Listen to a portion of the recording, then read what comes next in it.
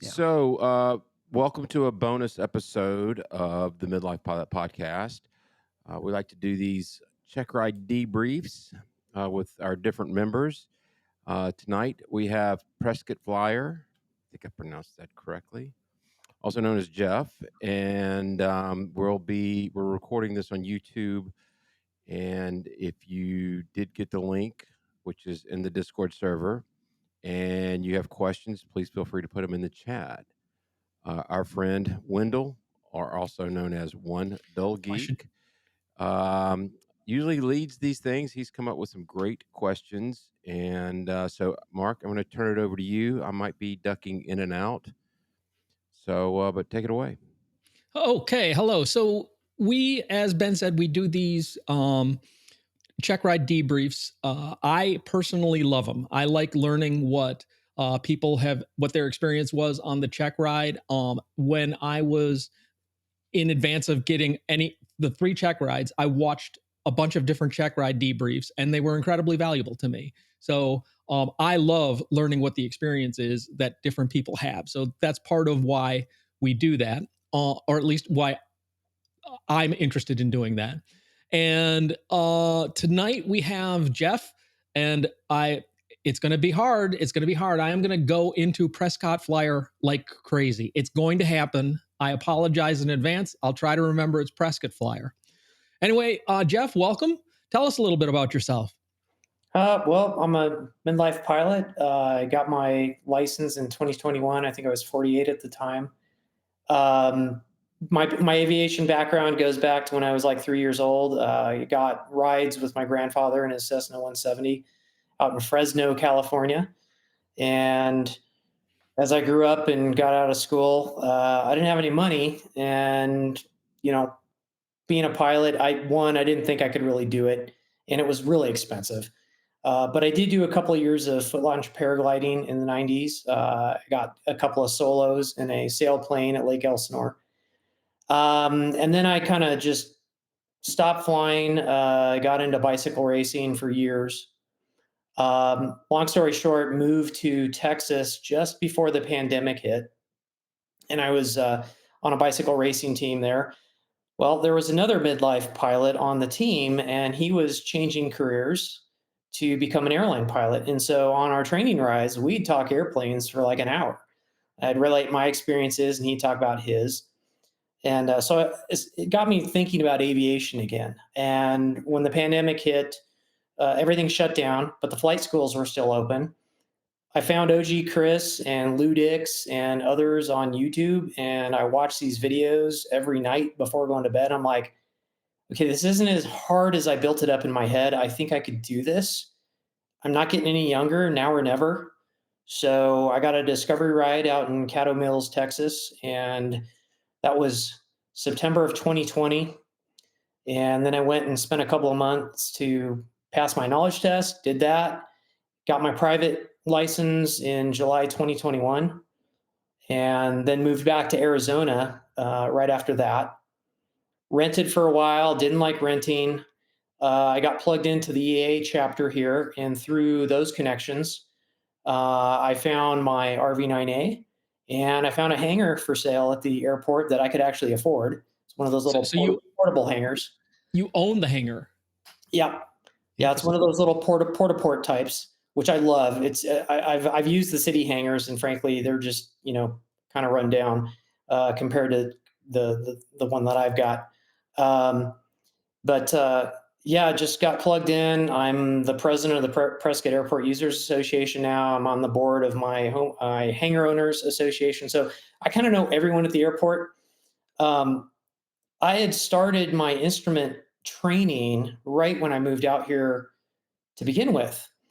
Hey, Um, let me yeah, interrupt for just a second because I didn't know what the port was, and so there's a picture of it for people.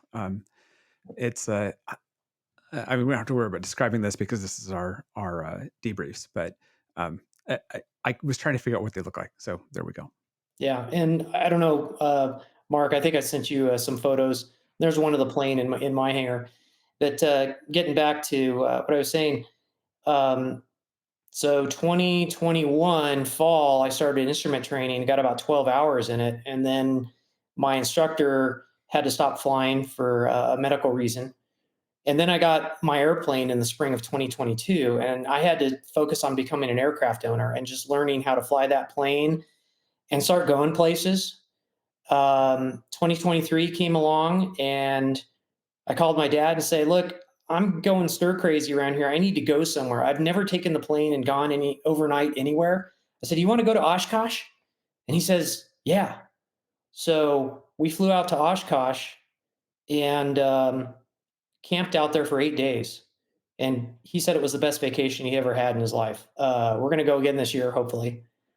But when I got back, I said, okay, that experience, just learning to deal with, waiting in the FBO for some low clouds to clear in the Midwest, for 4 hours. I said, if I had my instrument rating, we could have gone. This is benign stuff, but I'm terrified of getting trapped on top or something. And so July or January of last year, I started my instrument training. Prior to that, I got the instrument knowledge exam knocked out. And I Let me was ask a quick question. What did you use to do the knowledge? a lot of stuff. I probably had 2 years of on and off dipping into Sporties and Rod Machado and just watching every freaking YouTube video out there about instrument knowledge. I really like the stuff that Flight Insight's putting out, finer points, just kind of all the ones. And so I use those. I really wanted to do well, and I wanted to, if I could possibly ace the test, just to avoid having to deal with the missed questions on the instrument exam. Um, I got Shepherd Air and did that over the weekend, and then took the test the next day, and it worked out. I got a perfect score. I am a terrible test taker, so if you want to ace it, that worked for me. Um, I and don't then I think got you're as bad a test taker as you say you are. what's that? I said, I don't think you're as bad a test taker as you think you are. And now Inigo Montoya is coming to mind. I don't You keep using that word. I don't think it means what you think it means. So the person that taught me my transition training for my aircraft, for my RV9A, is also a CFII, and he also happens to fit in the airplane just barely. So we spent the past year doing that. Started in January. We felt like we were getting ready by June, and found out it was a 4-month wait to get an examiner up here at Prescott. We've got Embry-Riddle here and about 4 or 5 other flight schools. There's a nationwide shortage. Now, on top of that, find an examiner that'll do an experimental aircraft. So we luckily, my instructor knew of one, and that works with one of the flight schools here. He is a specialty aircraft examiner. So if you need a check ride in a C-130 for firefighting purposes, or if you need to get check out in a DC-6 or all kinds of other exotic stuff, he's your guy. He works directly. Yeah. So what distinguishes a specialty aircraft examiner from a DPE? From what he told me, he was one of the last people to get certified as a flight navigator, the type that uses a sextant.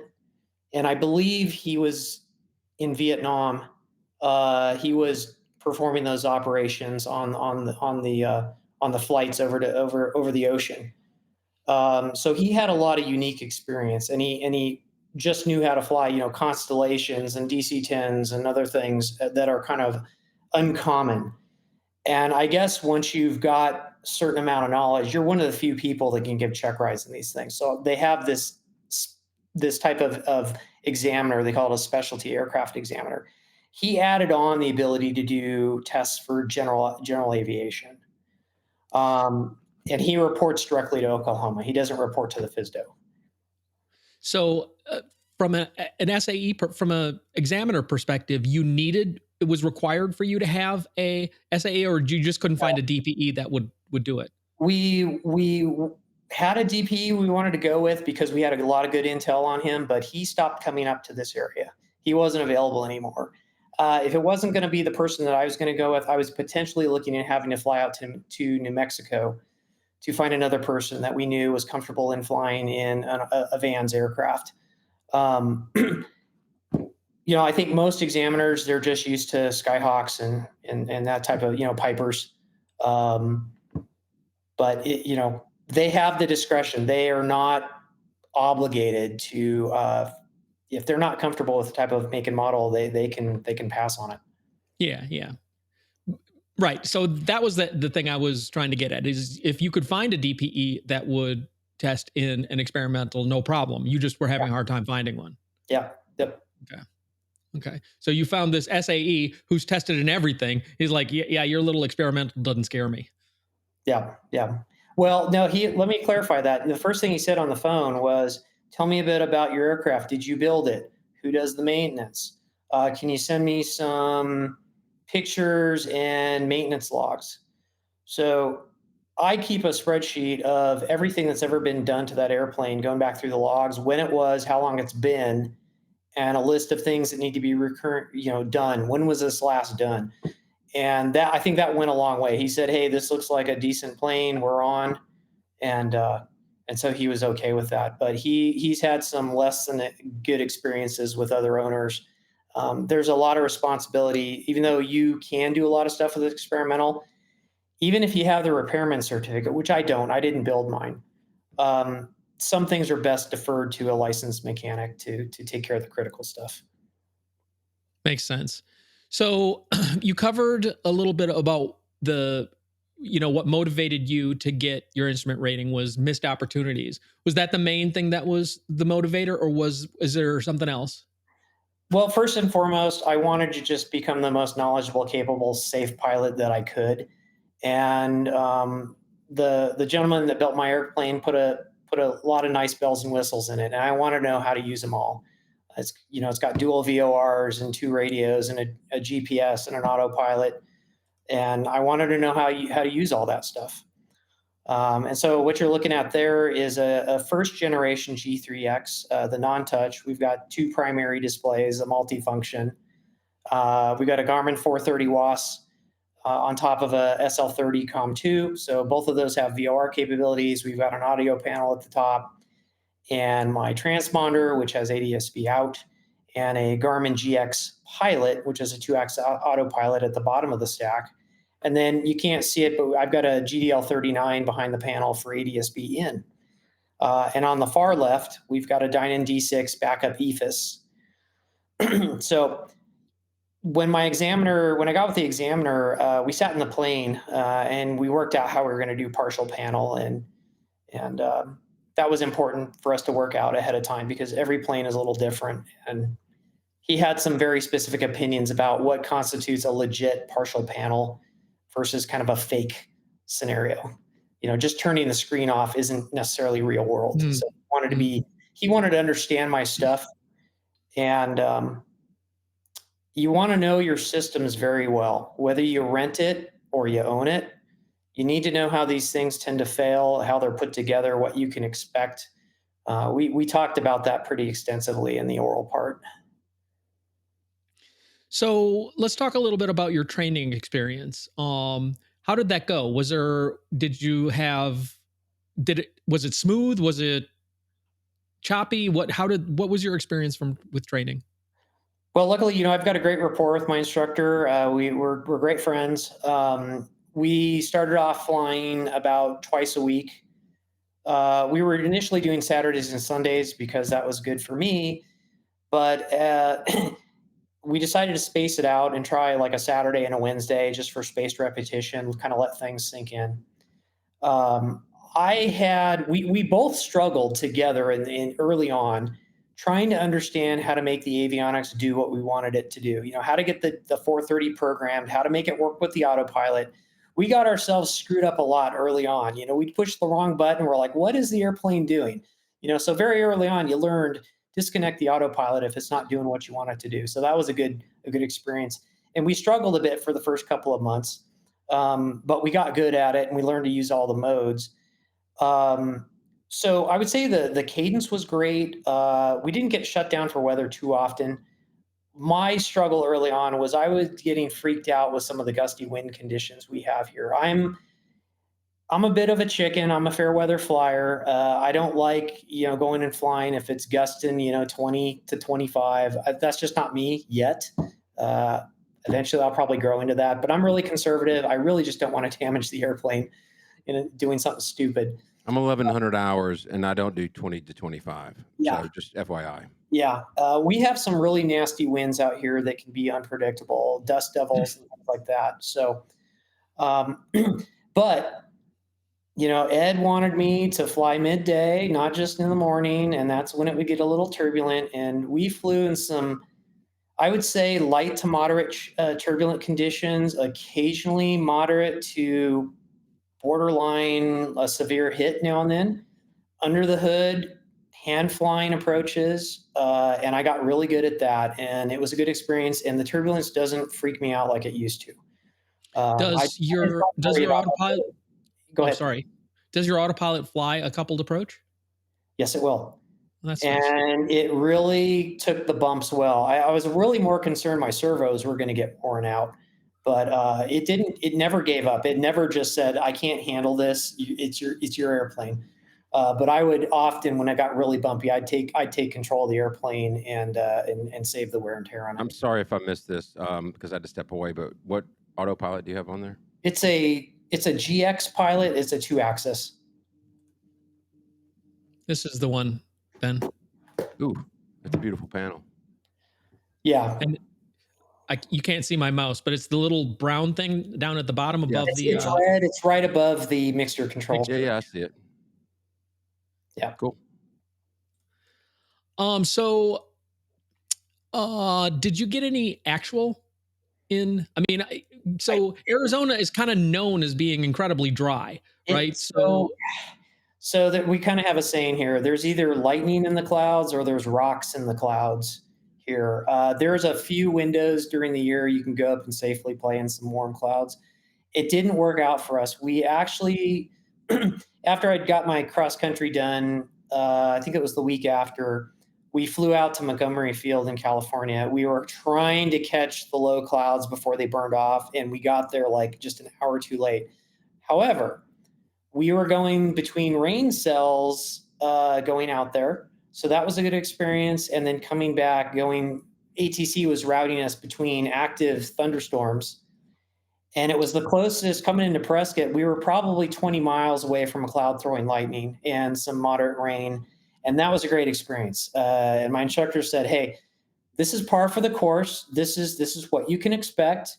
You probably wouldn't get any closer, but this is how it is real world." So that was good. It is on my list here in the next couple of months before we go to Oshkosh to go chase some more IMC at the coast if we can, because I'm not going to fly into known IMC conditions until I've experienced it a few times. Yeah, I had 0.3 hours of IMC when I got my instrument rating. And that's only because on 3 separate flights, I maybe spent a second and a half or 2 seconds flying through a cloud, right? It was very, very little instrument. And the real world instrument flying, like navigating thunderstorms, I had none of that. So that's awesome that you got some of that. I didn't really, actually, I was flying with Ben and AJ when I got most of my real world instrument flying experience. And that experience changed the way I looked at flying instrument. So it's awesome that you got that. Yeah, and it was uncanny how just before we would make a decision to ask for a deviation, ATC would come out and say, "Suggest you fly 10 degrees to the left for the next so many miles." Was there anything in your training that you disliked that you took as a challenge, or you wish you could have done differently?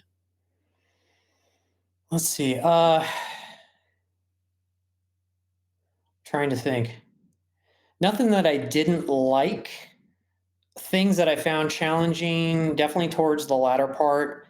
I got some intel early on from some other students that used my examiner about exactly how the partial plan, how he liked to do the VOR approach out here at Prescott partial panel. And you basically come over, you do a procedural turn. You're all partial panel at this point, and then you got to a very aggressive descent. And we had been doing partial panel differently than what I knew the examiner was going to do. So we kind of scrambled at the last minute and reconfigure how we did it. And I wasn't doing great. And that was the one thing that was really kind of concerning me. Is like, if I'm going to miss anything on the test, it's going to be this. And we went out several times prior to the test and got it good enough. I was never fully satisfied with it. I'd rate it maybe a C. I think I did maybe about a B or B minus on the actual flight, but it was acceptable. It was within standards. C's get degrees. So, what was your confidence level going into the check ride, given that you knew you were struggling with partial panel? How confident were you? Were you nervous? Yeah, I was nervous. So it got a little complicated. The first time we got together was, I think, January 4th. And this was going to be the oral and then the flight the day after. Now, Is early that on, you? That's you. You and the examiner got together. yeah, on the 4th. Got there the night before, didn't sleep well at all. I think I got 2 hours of sleep. And I think what happened was, I'm such a detail-oriented person. I had studied every symbology chart, ICAO code. I mean, I just loaded up my brain with so much stuff. I couldn't turn it off. And so I just felt like a zombie walking in there. And then on top of that, the wind forecast completely changed overnight. It was going to be runways I hadn't used in months. It was potentially going to force us to use approaches I hadn't gotten to use ever because the winds had never blown that way. So everything was getting changed up at the last moment, and it kind of just really upped my anxiety. The good news is we got in there and started talking things out. He calmed me down pretty quick. He said, look, he told me some stories about people who had failed check rides and they're flying for United now. It just happens. It's par for the course. Everyone busts. Of course, you don't want to. My concern was this particular examiner is hard to schedule. He can get called out of the country at a moment's notice, and he has to reschedule with you. And I really just wanted to get this done. I felt like I'd been in test preparation purgatory for 6 months, and it's like being peaked for a racing event, but you don't know when the event's going to be. And it was really starting to mentally wear on me. We ended up doing the oral, and then we discontinued for a couple of reasons. 3 weeks later, came back for the flight portion.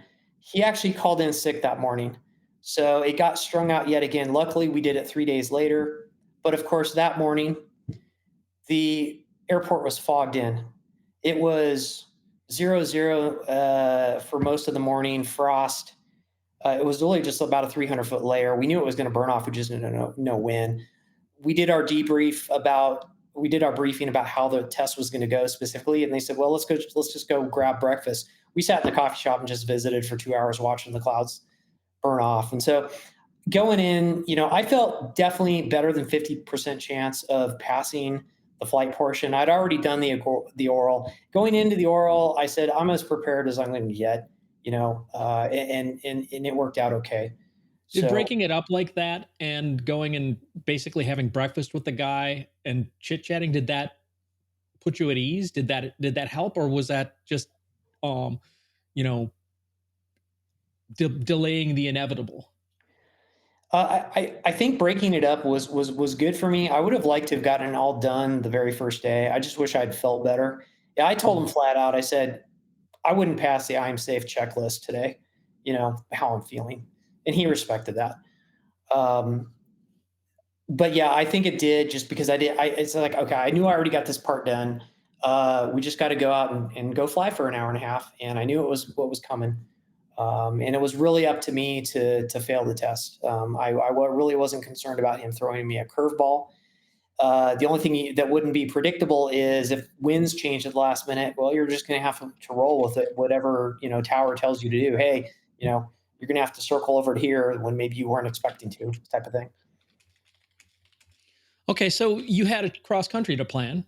right? What was the cross country that you planned? Did he give you a destination? What did you Yeah, plan? yeah. So he via email, he said plan a flight to Albuquerque, and so we wanted to talk about that. You know, how are you going to get out of here? We talked about the weather conditions for the day. Why did you file that route?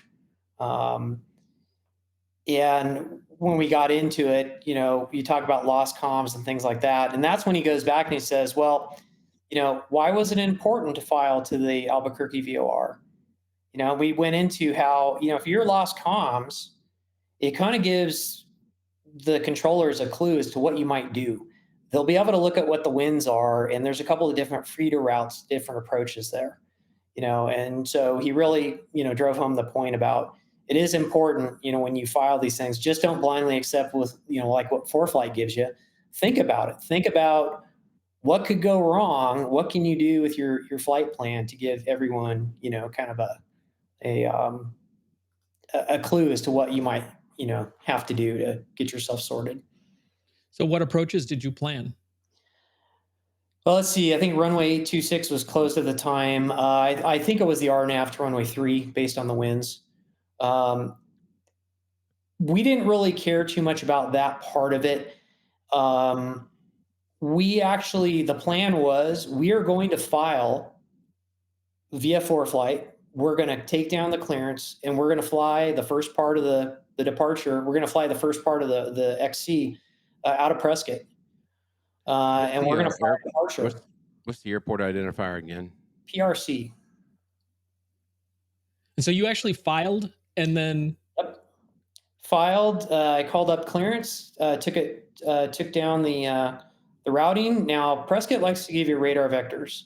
That's just kind of how they operate here. And I said, hey, you know, I'd really like to fly the ARC from Winsky to Dirty, and it's part of the JUSO transition there, because the examiner said I need to see you fly a departure.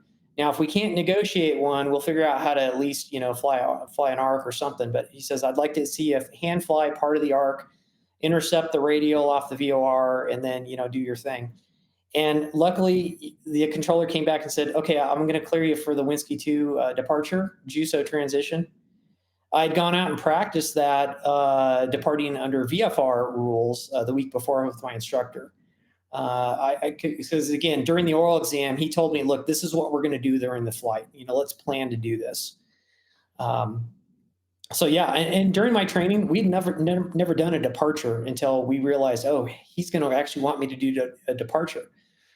So that was kind of fun. It turned out to be pretty easy.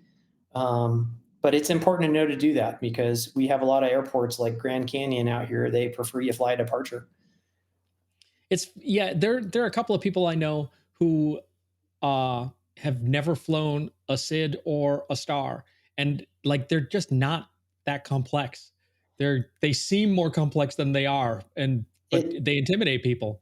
I think it makes it easier. You know what to do. I think the thing you have to be paying attention to is, did they clear you to descend, right? If you're doing an arrival, you know, you got to really pay attention whether they want you to maintain an altitude or descend via the Star. Yeah, I really want to get it. So I really want to get a descend via. I've never gotten a descend via. I want one. I so whenever you're outside of Atlanta flying into Atlanta, it doesn't matter what you file, they will amend your route to put you on an arrival, no matter what, if you're IFR. So arrivals were, you know, I was obviously used to that, but departure procedures were I was a little bit gray with, and I remember one of the very first one is when I came to see Geek at his airport, and I got is it the Knights 1 departure, I think? Nights 3. It's nights Knights 3 3. departure. Yeah, And but I'm like that's a radar studying it. vectors departure, so it's super simple. Well, that I was overcomplicating it. I was thinking there's got to be more to it. They want me to go to this fix, and that was basically it. There was one fix that you had to have loaded in there, and that was it. And I'm like going, Yeah. well, there's got to be more to it than that, and blah blah blah. But it wasn't. Yeah. It was more simple than the arrivals. I'm really surprised at how few that there are no departure procedures out of most of the airports in Atlanta. That's really surprising to me. So the whole departure thing, the critical thing that I learned is, and I know that they don't usually do a teaching aspect on these exams, but both of my examiners have done a little bit. They really want you to be a safe pilot, and they like to impart some knowledge. And I was trying to say, hey, look, I'm a little bit of a faster airplane than a Cessna. I just conservatively say I'm going to be 100 knots ground speed. So I use that to calculate, can I make the climb gradient? He says, no, no, no, no. Let's do it this way. And he said, let's take into account the pressure altitude. Let's assume a zero wind day. Work it backwards to figure out your true airspeed. There you go. That's going to be your ground speed coming out of there. I said, oh, that makes sense. And it turns out my airplane's a lot more capable under those conditions than I thought so. I've got to be careful with my airplane because it's a very tightly cowled engine, and those cylinder head temperatures get warm even in the winter. But we did okay. We climbed VY all the way to 10,000, and it was manageable. Um, but the other thing, for the students out there that are getting ready to do their check rides, you need to know how your navigator works. Because if you just program in the Winsky 2 departure on a Garmin 430 and you hit nav mode, that is going to be an instant bust because it's going to take from wherever you're at direct to Winsky. It's not going to have you intercept the VOR radial off Drake. I think the newer GTNs, the way I've seen them plotted out, it looks like they're smart enough to do that. But you really need to know your equipment inside and out. Go up with your flight instructor and make lots of mistakes during your training. You don't want to make it during your check ride. You want to have real confidence to know what it's going to do. And of course, you have to have that knee-jerk reaction. If that airplane starts to do something you don't expect it to, disconnect the autopilot and your PIC, not the autopilot. So during the oral portion, was there anything that you felt stumped by? Was there any questions that were particularly challenging? Let's see. I'm thinking there was one. He gave me. We were looking at an approach. I think it was the ILS into Prescott, and he said, if you have you don't have DME in the airplane. If suddenly you don't have GPS, how can you tell on this approach when you're exactly I forget the distance, but you're so many miles from the threshold. How can you find yourself quickly? And I looked at the approach plate and I was really scratching my head, and it took me a few minutes, but if you're at 9,000 feet and suddenly you're on localizer and you're on glide path, you can look straight down on the chart and it'll tell you exactly how far you're out. And he said, that's another thing you can do to check yourself if you start to lose capabilities in the airplane. So that was one. ICAO codes. He's a real stickler for those. I had gone into the ForeFlight documentation and cross-referenced with like my Garmin equipment, and I still missed a few. And so, really read up and understand your ICAO codes and what they should be. It's critical because if you're asking to file a certain way, you might get denied because you've got that wrong in your flight plan. Or if you have an emergency, they may not know what to you. That you're telling them everything you're capable of doing, and if you go lost comms, they're relying on that. Trying to think what else. There were some. We looked at the nav log. I printed out the ForeFlight nav log, and we were looking at icing levels or air temperatures. There was some mountain obscuration air mets between here and Albuquerque, and you had to kind of understand the ISA readings on the chart and say, well, are you an icing or not icing? And the lesson there was, hey, if you're plus or minus 5 degrees Celsius of freezing, plus or minus 5 degrees, you really need to think twice about flying into an area where they think there's going to be moisture. We didn't talk about SKU-T charts, but that is something I am now starting to dive into, and I want to master that. So I know where my cloud bases and cloud tops are likely to be and the temperatures. I don't think of too many other things that really stumped me on there. This really wasn't a test of your ability to remember things. It was just very conversational, and like we would talk about a subject and then he might ask me about, is this a good decision? Oh yeah. One thing that did stump me, he said, can you tell me about aeronautical decision making? And I kind of drew a blank at how to describe the process.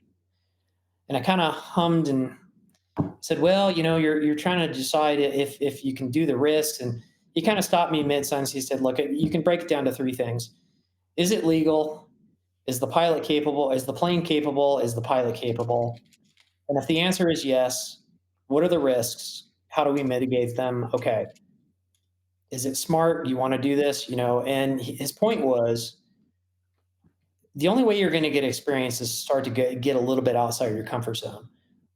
So that is the process that you really need to check yourself. And other than that, I don't remember too many other things that really like cold stumped me. We want to get to this. I don't know who this guy is. Some guy named Siskind. I don't know. His name doesn't Hey, ring a Brian. bell, but I say we ban him from chat. yeah, well, we don't like to ban our users, our That's true. listeners unceremoniously. But before we get to that question, I liked how you phrased that. Is the pilot capable? Is the plane capable? And what was the third one? Is it legal? Is Is the it plane legal? capable? Is the pilot So capable? I had my HSI go out. It was clearing a million, but we were going on a trip for 3 or 4 days, and I didn't know what the weather was going to be back coming home. And I am comfortable flying that airplane without the electronic HSI, but I will not shoot an instrument approach without it. So we decided to drive because that triggered in my mind the plane was not capable in my mind for the contingency. But um, our friend Mr. Siskind, our co-host Mr. Siskind, he's asked, while the experience is fresh in your mind, if you could reach back in time, what would you say to or advise the version of yourself that just started instrument training? Coming from a guy who may be starting from instrument training very soon, hopefully. Chill out. Don't get so worked up over. There's too many details to keep in your head. Um, Try to enjoy the experience. Don't put a time limit on it. If you're not doing this because you need to get to the airlines quickly, or you're doing this because you need to earn a paycheck, I told my instructor early on, there's no time limit. I want to have fun. I want to be as safe as possible. And when I get the ticket, I don't want to be afraid to use the privileges. So let's do as much as we need to where I'm comfortable. And even though I've passed the exam, like I said earlier, we still need to go out and chase IMC. I'm not going to take my dad on this trip to Oshkosh and file AFR if I know we're going to be passing through layers and I've never done it. I would not. I would not let anybody in the plane with me for my first few instrument approaches. If I this may have already been asked by Mark while I stepped away, but did you and your instructor practice helmet fires? Did Uh, he get you task saturated on purpose? Did you go through that? I think just I would say I gave myself helmet fires. And early on, this was the big mistake I was making. I was rushing. And I think there was like this pressure on, I don't want to disappoint the examiner. Even though we're on good friendly terms and I consider myself a dear friend, I wanted to make him proud. Right. And he would give me vectors and I'd copy clearances and I'd forget to set my heading bug and I'd put it in heading mode and the plane would start turning the way I didn't and I'd get all flustered and I'd push buttons too quickly and he'd say, hey, look, just slow down, you know? And I so I should have started giving rephrased the myself question. It's just experiencing the helmet fires, regardless who gives them to you, whether you give them yourself or your instructor. I think the goal is that you're going to face it, get yourself task saturated. you are, and that brings up a very good discussion that I had with my examiner last week. He said, "Look, helmet fires happen in the real world, and they happen on check rides, and this is what you can do. Whether it's ATC or you're talking to your examiner, if you get yourself all screwed up, you say, "Hey, I need to get myself straightened out. Can you give me delay vectors?" That's legit in the real world. It ought to be legit on the test. I'd have that conversation with your examiner. That's your get out of jail free card, and you could probably get away with it once. Every examiner is a little different, but That's exactly what my examiner told me. He said, "There's going to be some things that if you get a little bit behind, you can ask for delay vector. But if I think that you're stalling because you don't know something, that's when we're going to have a problem." But I do think that the more you subject yourself to those higher stress environments, the better you're able to slow yourself down and get yourself to them. I think an exercise like you're working out at the gym, you're working out your ability to handle those. So very cool. And thanks, Mr. Siskin, for your wonderful question. So now that you've passed, you've mentioned some of your plans, which is to go out and get, some time in IMC. Do you have other plans? Yeah, I want to start filing IFR, just going as often as I can to other towered airports. Leave out of a towered airport, go into a towered airport, go into a non-towered airport. Practice picking up my clearance on the ground via my Bluetooth phone, picking it up in the air, just being in the system. And so a lot of times I just fly around locally for that, 50 or $100 breakfast. But now I'm going to start going places and filing. So uh, probably going to go down to Tucson this weekend, and this will be my first time solo filing. And let's try to not screw it up. Just let's ease into the system, but keep working that muscle memory. And then I've got a close group of friends that I trust to be safety pilot. They're familiar with flying this type of an airplane. And start getting on a cadence about maybe once a month or every 6 weeks. Let's go out and shoot 3 approaches. And my goal would be to do it, at least twice as many as the minimum per year for currency, and How probably far get away? night current again before I go to Oshkosh. I don't normally fly single engine at night, but I want that available to me if I need it. How far is it? You said you went to Montgomery Field to chase in the clouds. How far a flight is that? I can't remember the distance. It was about 2 hours and 10 minutes, and I fly at about 140 knots true.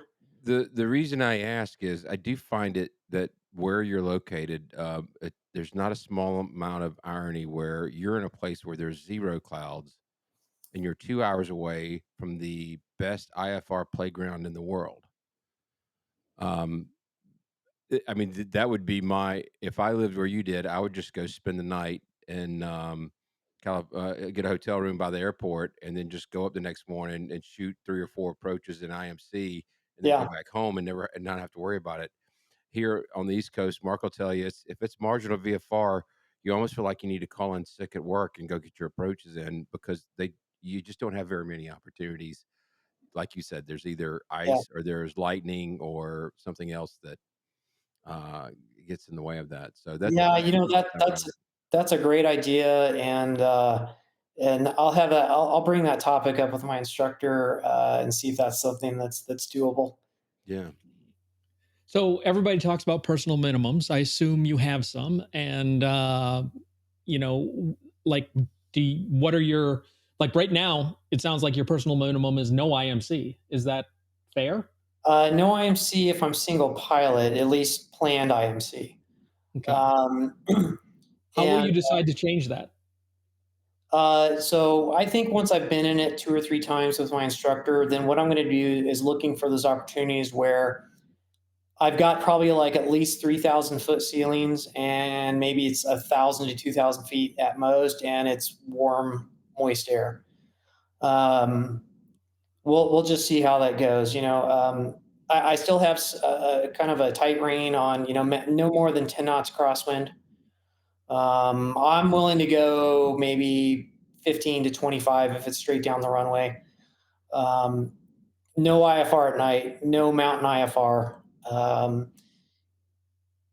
And we'll go from there. There's a great thing that Josh Mack once told me. He said, um, "Mountains, IMC, night, pick one." I love that. Now, Yeah. I've violated it several times, but I think it's a great thing. You know, I kind of wish I was still in Texas because you've got a lot more options. The roads are north, south, east, west, everywhere. They're all over the place. It's fields. Here, you pretty much have to stay over the roads because you have no idea what the terrain is like underneath you. It's rocky, there's ravines, there's little canyons. But then, even with the roads, there's telephone lines everywhere, there's cars. You really just don't have a lot of great options where I live. So I've had these conversations with my CFI, and he says, "Yeah, I don't blame you. Single pilot IFR at night, or a single pilot at night, single engine. It's it's risk versus reward. I fly for fun. I don't have to be anywhere. You know, Very Yeah, cool. that brings up a Brian quote. I never have to be anywhere. my grandfather had a saying, and it has always stuck with me. I don't have to be anywhere dead. Hmm. I like that.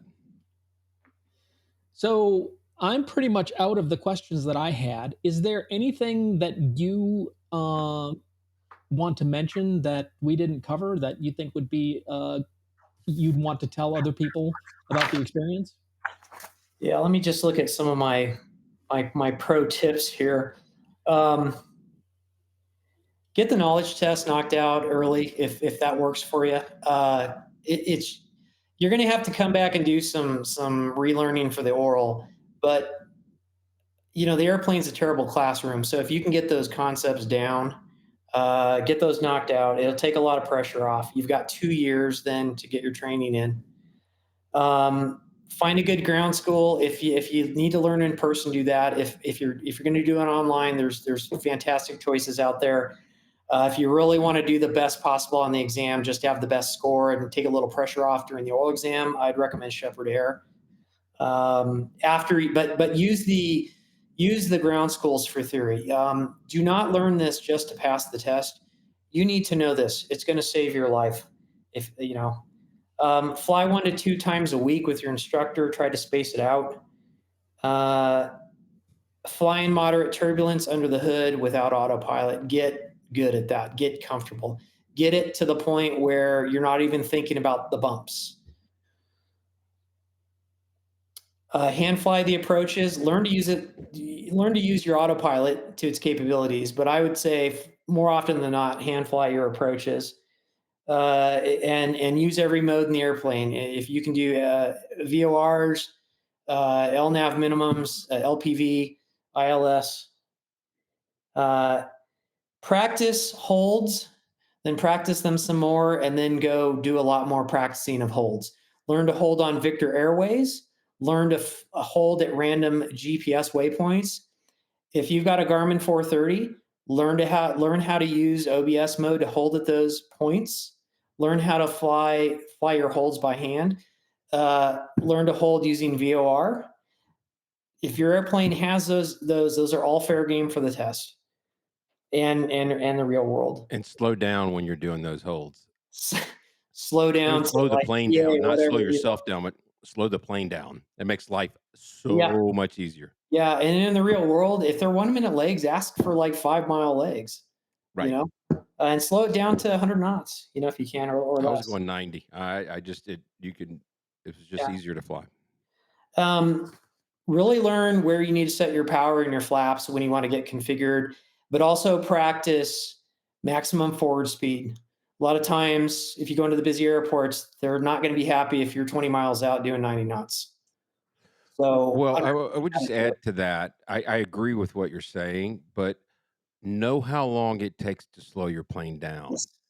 That's really the critical piece of it is just go somewhere in a practice area and go at 100 whatever your 90% power is, and then see how long it takes you to get it to 90 knots. yeah. Going back to the topic on holds, if you're doing a hold in the autopilot and you've got a really strong crosswind, because we've got sometimes 20 to 40 knot crosswinds at 9,000 feet, you can't let it just fly a standard rate turn. You're going to get blown to the non-protected side. And although ATC may not call you out, the examiner probably will. Your instructor will. And this is where you need to remember, I'm in charge. Disconnect that autopilot, crank it over. And I did this on my exam. I cranked it over, and then once I was back established inbound for the ILS, I put it back in nav mode, and that was fine. But you need to demonstrate to the examiner, and I verbalize, "Hey, I don't like how slow this is turning. I'm gonna crank it around." So be comfortable doing that. Um, get as much intel on your examiner ahead of time as you can. So talk to the other students. Hopefully, your instructor knows. If you're going to a flight school, it's great if they've got a dedicated examiner, because the intel I got from my examiner is supervisors are quitting left and right in the FAA right now. And some of these guys, they have to stop all their exams until they've got a replacement hire. So it is going to get worse before it gets better here in the near term. So, like these accelerate, like we talked about, I think one of the other debriefs I saw with the accelerated programs, if they've got a dedicated examiner on staff, and you really need to get your instrument done for your career, I'd probably pay the money if I could swing it and just get it done, because it took me 7 months to go from when I thought I was ready for the test to when I could actually get it done. My airplane was down for 2 months during that period. That was part of it, but let's see. Well, I'm gonna interrupt a little bit because I did accelerated instrument, and I did accelerated instrument not because I'm trying to go into it for a career, but because I found myself at each lesson having to redo the previous lesson, spend half the time redoing the previous lesson because it, the knowledge decayed that quickly, and so once I went to um, the accelerated, I just could rip through it so much faster because I didn't have time for the knowledge to decay. Yeah, I got two more points, and that is spend some time putting together a check ride binder. In fact, that might be a great topic for another show if we haven't done it already. And I'd be happy to show you mine for my private and my instrument sometime. I wanted to have everything at a glance to answer his questions, to make sure he felt I was qualified and the airplane was qualified. And I had all kinds of shortcuts put together so he would not have to thumb through logbooks. I had a spreadsheet that indexed to every page of my logbook to tell him how I came up with all the hours that added up for the 8710. We blazed through that stuff. Um, That sets really the know your right aircraft. tone too, by the way, for everything else when you come in organized. And we, just for the record, we do have an episode out there on checkride binders. Awesome. I'll have to go check that down. I probably already watched it, but I've forgotten about it. The last point I have is stop looking at stuff like 3 or 4 days out from your test. I started binge watching, Drive to Survive on Netflix, just thinking about Formula One, not even thinking about airplanes. And it helped calm me down. I was sleeping better. Um, just, you got to give yourself a break. And at the end of the day, look, it might cost you a little money and time to do a retest, but no one cares. Even the airline pilots, no one cares. It's sealed. It's between the FAA and the examiner and you. Your insurance is not going to see that you busted a check ride, so just don't worry about it so much. I've argued in the past you learn more from a check ride discontinuous than you do going straight through without it, because that happened to me in my private. So I totally agree with that. Very cool. Well, we really appreciate you taking the time to do this with us. I'm hoping our listeners will get a lot out of it. Geek, anything else that you like to add? No, thank you so much, Jeff. I really appreciate it. It was great. This was a fantastic debrief, and there's stuff in here that I've learned new, and it's great. It makes me want to go like do a check ride with your examiner. I'm like, yeah, that sounds like fun. When nothing's on the line anymore. When I do my bucket list trip to Sedona, I'll definitely be giving you a call. Absolutely.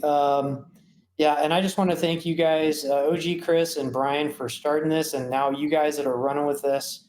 And I probably won't happen this year, but maybe next year I'll make it to a fly-in and a meetup with you guys. Maybe we'll do Sedona. Yeah, Kingman might be a potential base of operations out here, or Sedona. Okay. But Even better. Yeah. We'll just keep expanding further west. So we'll see how that plays out. But no, that sounds great. Well, look, thanks again. And we'll go ahead and wrap this one up. So y'all have a good one. Take care. Take care. Bye.